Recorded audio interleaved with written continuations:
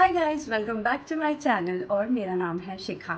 आज हम आए हैं महाराष्ट्र के एक बहुत ही खूबसूरत और हिस्टोरिकल प्लेस पे जिसका नाम है नासिक। इस वीडियो में हम जानेंगे नासिक कैसे पहुंचा जाए, क्या क्या रहने के ऑप्शंस अवेलेबल है और कौन कौन से प्रमुख मंदिर हमें ज़रूर जाना चाहिए। इस ट्रिप में होगा थोड़ा सा ट्रैवल, थोड़ा सा हिस्ट्री और बहुत सारी positive vibes. From the peaceful banks of Godavari to ancient temples like Kala Ram मंदिर और सीता गुफा, हर एक स्टॉप के पीछे एक कहानी छुपी है। And we are going to explore it all together. And हम रेडी हैं डिस्कवर करने के लिए एक ऐसी डेस्टिनेशन जिसे बनारस ऑफ द वेस्ट भी कहा जाता है। Let's begin our Nashik journey full of faith, culture and beautiful moments. तो चलिए टूर शुरू करते हैं।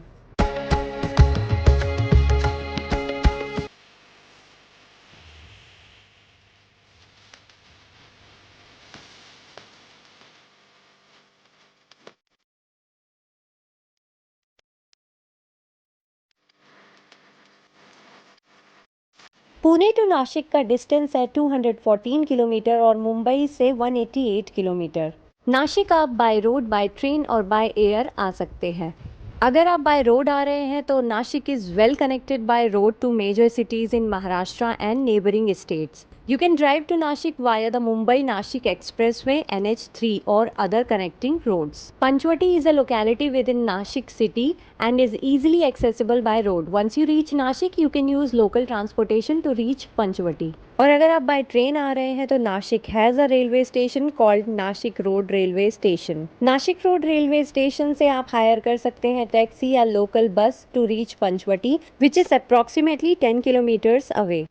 और अगर आप बाय एयर आ रहे हैं तो the nearest airport to Nashik is the Ozar airport. It has limited connectivity with domestic flights और आप यहाँ से हायर कर सकते हैं taxi to reach Panchavati, which is around 20 to 25 kilometres away. अब बात करते हैं यहाँ पे स्टे के क्या क्या ऑप्शंस हैं. यहाँ पे आपको बहुत सारे बजट फ्रेंडली होटल्स मिल जाएंगे, गेस्ट हाउसेस है, लॉजेस हैं, तो उसकी आपको कोई भी प्रॉब्लम नहीं होने वाली. टैरिफ की बात करें तो आपको 500 से स्टार्टिंग रेंज में आपको जो ठीक ठाक रूम्स मिल जाएंगे. अगर आपका बजट कम है तो मैं ये कुछ होटल्स और लॉजेस की डिटेल आपको शेयर कर रही हूँ जिनकी रेटिंग भी ठीक है. यहाँ पे आपको 1000 के अंदर 2 लोगों के लिए रूम्स मिल जाएंगे. ऑब्वियसली अगर कोई ओकेजन होगा तो प्राइजेस बढ़ जाते हैं, तो उसका आप ध्यान रखें.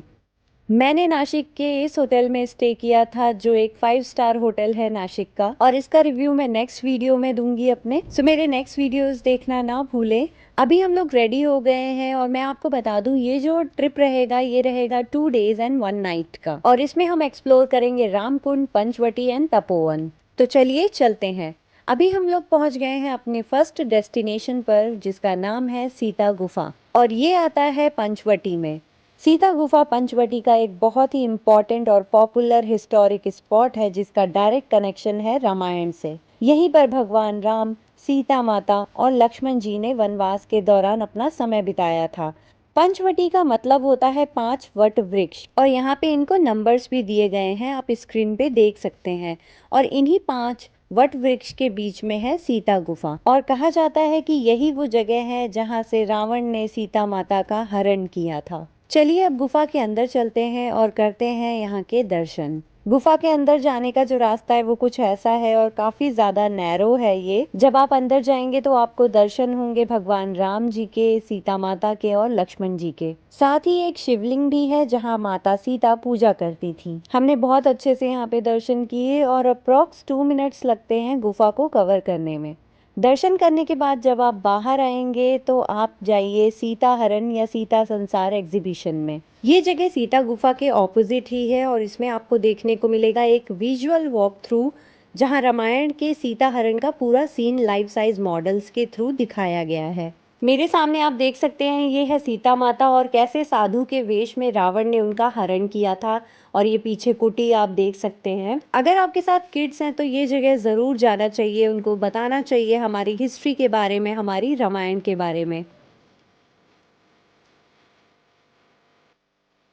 जैसे ही आप इस एग्जीबिशन सेंटर से बाहर निकलेंगे तो आपको ये दिख जाएगी गौशाला, और आप यहाँ पे गौ सेवा भी कर सकते हैं. सिर्फ 20 रुपीज़ से स्टार्ट होती है यहाँ पे गौ सेवा.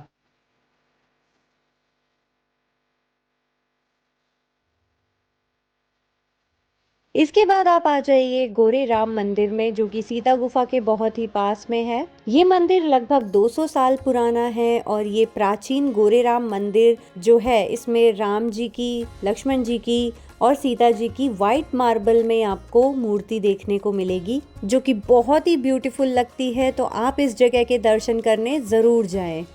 चलिए अब चलते हैं एक और फेमस टेम्पल की ओर, जिसका नाम है कालाराम मंदिर। कालाराम मंदिर का कंस्ट्रक्शन 1782 में सरदार रंग राव ओडेकर द्वारा बनाया गया था और इसके कंस्ट्रक्शन में 12 इयर्स लगे थे। This temple is built in a Nagara style. ऐसा कहा जाता है कि सरदार ओडेकर को गोदावरी में भगवान राम की एक काले रंग की मूर्ति का सपना आया था और उन्होंने मूर्ति को नदी से निकाला और मंदिर में स्थापित किया। इसके गर्भगृह में भगवान राम, सीता माता और लक्ष्मण जी की मूर्तियां हैं, जो कि काले रंग की है, इसीलिए इसे कालाराम मंदिर भी कहा जाता है। और मुख्य द्वार पर हनुमान जी की काले रंग की मूर्ति है। मुख्य मंदिर में 14 सीढ़ियां हैं, जो राम भगवान के 14 वर्ष के वनवास को दर्शाती है। ये मंदिर 1930 के अंबेडकर जी के टेम्पल एंट्री आंदोलन के लिए भी मशहूर है। यह मंदिर न केवल धार्मिक स्थल है, बल्कि यह भारत के ऐतिहासिक और सांस्कृतिक कालक्रम में सबसे महत्वपूर्ण चिन्ह भी है। यह एक ऐसी जगह है जहां डिवोशन, हिस्ट्री और कल्चर तीनों का परफेक्ट ब्लेंड मिलता है। तो आप यहां दर्शन करने ज़रूर जाएं। चलिए अब चलते हैं अपनी नेक्स्ट डेस्टिनेशन की ओर, जिसका नाम है कपालेश्वर टेम्पल। यह मंदिर भगवान शिव को समर्पित है और यहाँ नंदी बैल स्थापित नहीं है। इसके पीछे का यह रीज़न बताया गया कि जब ब्रह्मा देव के 5 मुख थे, तो 4 मुख तो भगवान की अर्चना करते थे, लेकिन एक मुख सदैव बुराई करते थे। तब भगवान शिव ने उनके उस मुख को ब्रह्मा देव के शरीर से अलग कर दिया, जिसकी वजह से भगवान शिव को ब्रह्म हत्या का पाप लगा। इस पाप से छुटकारा पाने के लिए भगवान शिव पूरे ब्रह्मांड में घूमे, लेकिन उन्हें ब्रह्म हत्या से मुक्ति का उपाय नहीं मिला। जब वे घूमते हुए सोमेश्वर गए, तो एक बछड़े द्वारा न केवल भगवान शिव को मुक्ति का उपाय बताया गया, बल्कि उनको साथ लेकर गए। बछड़े के रूप में और कोई नहीं, नंदी थे। उन्होंने भगवान शिव को गोदावरी में राम कुंड में स्नान करने को कहा।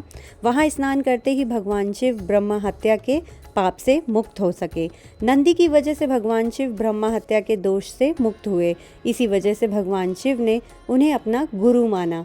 क्योंकि अब नंदी महादेव के गुरु बन गए, इसलिए उन्होंने इस मंदिर में स्वयं के सामने बैठने से मना किया। भगवान शिव जी ने यहाँ निवास किया था, ऐसा पुराणों में कहा गया है। यह देश में पहला मंदिर है जहाँ भगवान शिव जी के सामने नंदी नहीं है।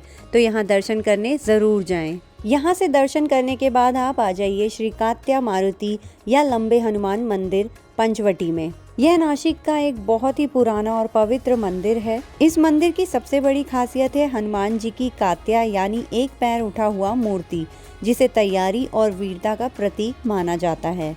आज भी ये मंदिर मनोकामना पूरी करने, शक्ति पाने और बुरी नज़र से बचने के लिए मशहूर है। तो यहाँ दर्शन करने ज़रूर जाएं। अब हम आ गए हैं नासिक की पहचान में, यानी कि राम कुंड में। एक्चुअल में इसमें राम कुंड है, सीता कुंड है और लक्ष्मण कुंड है। ये एक त्रिवेणी संगम है, जिसमें 3 नदियां आके मिलती हैं, जो है अरुणा, वरुणा और गोदावरी। इसकी हिस्ट्री की बात करें तो ऐसा कहा जाता है, जब वनवास के दौरान राम भगवान और सीता माता और लक्ष्मण जी यहाँ रहते थे, तब वो अक्सर यहाँ स्नान करने आया करते थे। और कहते हैं राम जी ने यहीं पर अपने पिता राजा दशरथ का अंतिम संस्कार किया था। इस पवित्र गोदावरी नदी में आप दीपदान कर सकते हैं और यहाँ पे इतनी पॉजिटिव वाइब्स आएगी आपको। आप यहाँ बैठ के यहाँ की आरती ज़रूर अटेंड करें। और यही वो पवित्र जगह है जहाँ पे हर 12 साल में कुंभ मेला लगता है और यहाँ पर दूर दूर से लोग शाही स्नान करने आते हैं। और नासिक में 2027 में कुंभ मेला लगेगा। आरती इवनिंग में 7 बजे शुरू हो जाती है।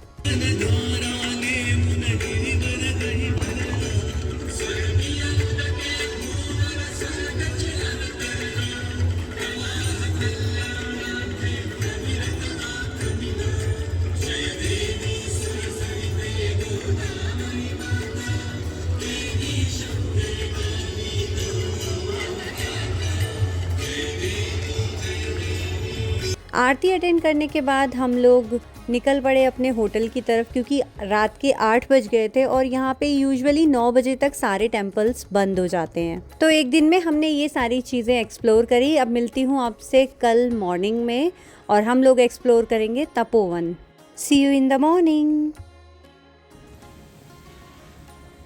सो गुड मॉर्निंग गाइस, और आज हम लोग जाने वाले हैं तपोवन। हमने किया ब्रेकफास्ट और हम निकल पड़े अपनी नेक्स्ट डेस्टिनेशन, जिसका नाम है श्री भद्रकाली मंदिर। ये मंदिर नासिक के सेंटर में पड़ता है और हम लोगों ने तपोवन जाने से पहले यहाँ के दर्शन करे। इस मंदिर से पहले पड़ता है साक्षी गणपति जी का टेम्पल, तो आप यहाँ दर्शन करें। बहुत ही ब्यूटीफुल है ये टेम्पल, एकदम वावरे चौक पर है। मंदिर के बाहर ही शनि देवता का भी टेम्पल है, तो आप यहाँ भी दर्शन करें।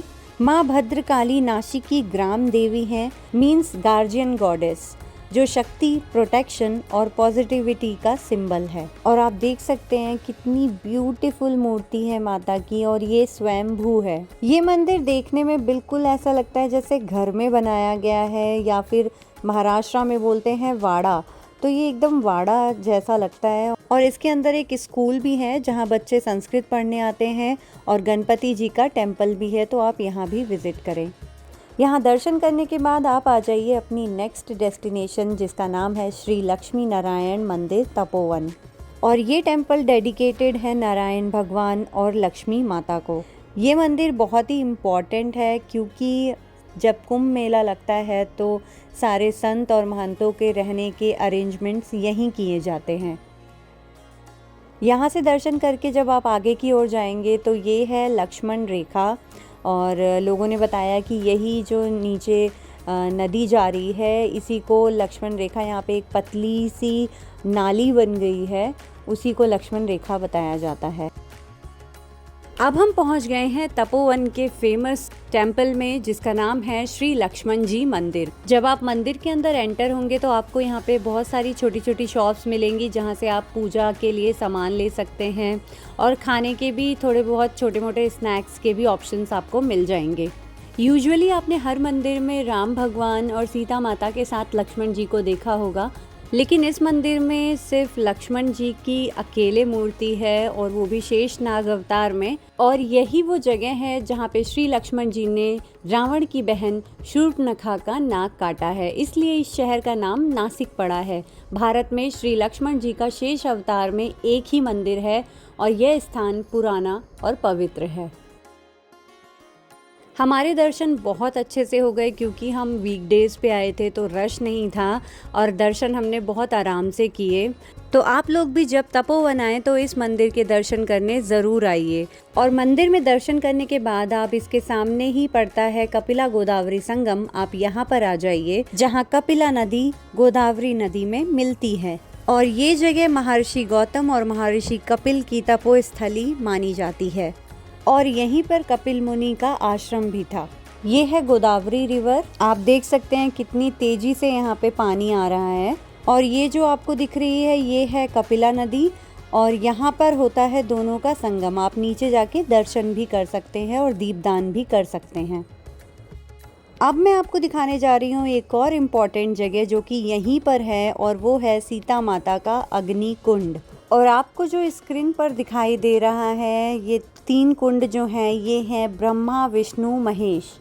और इन तीनों भगवान को साक्षी रख के सीता माता ने अग्नि कुंड, इसी के सामने जो आप देख रहे हैं, इसमें प्रवेश किया। और रामचरितमानस में ये लिखा भी गया है, तुम पावक महु करहु निवासा, जब लगी करो निशाचर नासा। अर्थात राम जी सीता माता से कहते हैं कि जब तक मैं राक्षसों का नाश करूं, तुम कुछ दिन अग्नि में निवास करो। बस यहीं सीता माता अग्नि में प्रवेश कर जाती हैं, और सीता माता के रूप में वेदवती प्रकट हो जाती हैं, जिसका हरण रावण ने किया था। तो ये थी इस जगह की हिस्ट्री। आपको ये जगह कैसी लगी मुझे कमेंट करके ज़रूर बताएं। और इसी जगह के साथ है ये राम सृष्टि उद्यान, तो आप यहाँ भी ज़रूर जाएं और राम जी के दर्शन करें। 70 फीट टॉल है ये मूर्ति, और बहुत ही खूबसूरती और कार्विंग के साथ बनाई गई है। ये स्टैचू बिल्कुल सेंटर में है पार्क के, और पार्क भी बहुत ही नीट एंड क्लीन था। अब आप एक बार भगवान राम जी का क्लोजअप व्यू देखिए, कितने खूबसूरत लग रहे हैं। ये जगह अब नासिक की पहचान बन गई है और यहाँ पे आप ज़रूर विजिट करिए। सो ये सारी जगहों को हमने एक्सप्लोर किया 2 days and 1 night में, और इसमें मैं ट्रैवलिंग टाइम भी इंक्लूड कर रही हूँ। हम लोग गए थे पुणे से, और पुणे से अराउंड 5 hours लगते हैं ट्रैवल करने में। और अगर आपके पास टाइम है तो आप चाहें यहाँ से त्र्यंबकेश्वर मंदिर भी जा सकते हैं, जिसका डिस्टेंस है 30 किलोमीटर और अराउंड यहाँ से 1 hour लगता है। मेरे इस वीडियो में त्र्यंबकेश्वर मंदिर नहीं इंक्लूड है, हम लोग यहाँ पर नहीं गए थे। इस जगह का मैं एक सेपरेट वीडियो डालूंगी। सो आपने देखा हमने कौन कौन सी जगह 2 days 1 night में एक्सप्लोर करी, वो भी बहुत आराम से। एंड बाय द इवनिंग हम लोग पुणे वापस पहुँच गए थे। अच्छा, नासिक में ये पेड़ आपको हर जगह मिलेगा, और मुझे कॉमेंट करके बताओ ये किस चीज़ का है। Alright guys, this completes our 1 night 2 days Nashik Panchavati tour. अगर आप भी यहाँ आने का प्लान कर रहे हैं, then definitely come. You will love the experience. And if you like this video, don't forget to like, share and subscribe to my channel. मिलती हूँ जल्दी नए वीडियो में। Till then, take care, bye bye and keep traveling. Radhe Radhe.